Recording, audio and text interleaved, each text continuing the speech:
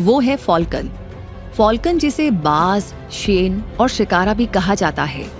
पूरे animal kingdom में अपनी रफ्तार के लिए मशहूर ये फॉल्कन अपनी उड़ान के कई अंदाजों के लिए जाना जाता है। इंसानों से भी इसका गहरा नाता है और उड़ते हुए परिंदों में इसका डर भी बसा रहता है। तो ऐसे में आसमान में अपनी कलाबाजियों से नाम कमाने वाले इस शिकारी पक्षी के बारे में जानना काफी इंटरेस्टिंग हो सकता है।